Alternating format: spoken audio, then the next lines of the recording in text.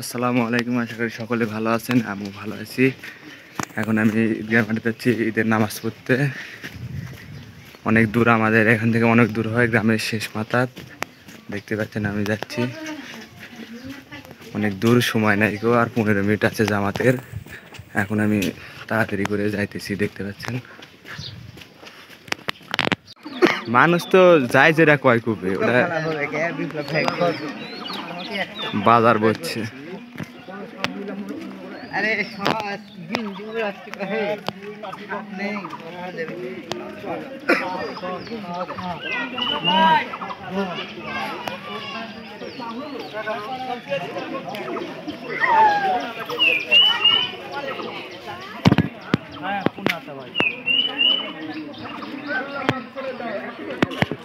বড় ভাই ইসমাইল,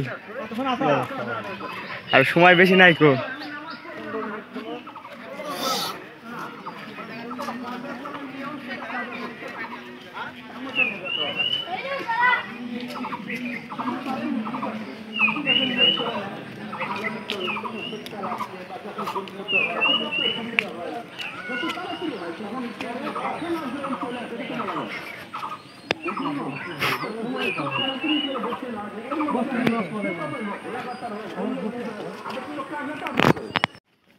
খানা সামনে ছিল, পেটে খুব ক্ষুধা, শুধু খাইনি আপনার ভয়। বুকে খুব পিপাসা, চুরি করে খেতে পারতো, কিন্তু খায়নি শুধু আপনার ভয়। এভাবে ওই ক্ষুধা অবস্থায়, পিপাসিত অবস্থায় এরকম ভাবে তারা বিভিন্ন তাসবিহ তাহলিল করছে। মুখ শুকিয়ে গেছে, মুখ দিয়ে কোরআন তেলাওয়াত বাহির হতে যাচ্ছে না, এরকম তাসবিহ তাহলিল মুখ দিয়ে বাহির হতে যাচ্ছে না, তারপরেও তারা কষ্ট করে আদায় করছে আপনার কাছে কিছু পাওয়ার জন্য। তো বলে ফেরেশতা, তো কোন মজদুর যদি তার সঠিকভাবে মজদুরি করে থাকে, সঠিকভাবে যদি মজদুরি করে থাকে, তাহলে তার কি পাওনা হতে পারে?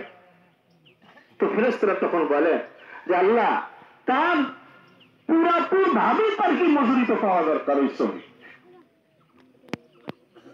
বলে ফেরেশতা তোমরা। ওয়ালাইকুম আসসালাম ভাইয়া, কি অবস্থা? একটু সাপোর্ট করো আমার। এই যে বড় ভাই, এই যে আমার আরেক বড় ভাই। ভালো আছে ভাই? হ্যাঁ,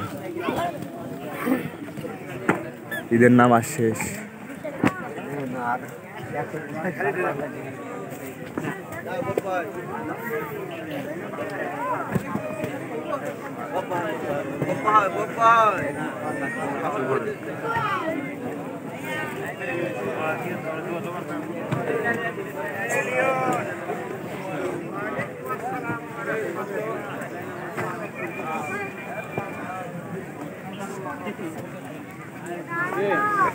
ভিডিও করার যে সেই জোর, মানে 100 ভিডিও জোর দিছি বাড়ির যাওয়ার সময়।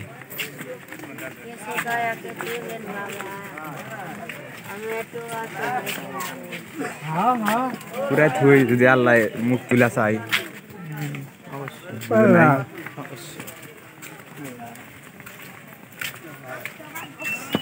আমার বড় ভাই এই যে